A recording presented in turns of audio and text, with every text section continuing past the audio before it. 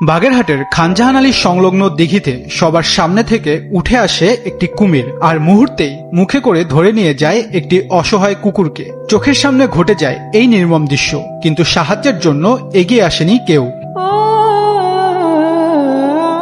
সামাজিক যোগাযোগ মাধ্যমে ছড়িয়ে পড়া ভিডিও থেকে দেখা যায় স্থানীয়রা সেখানে দাঁড়িয়ে ছিল।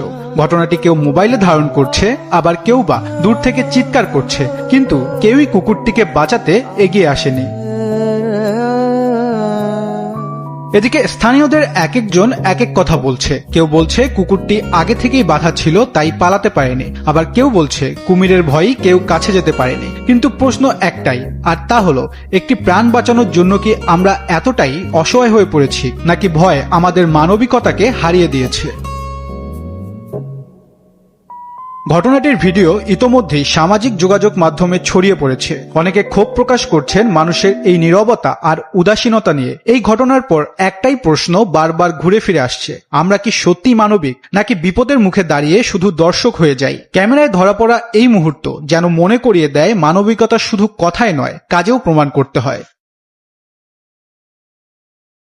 Tasim Khalid, SATV digital.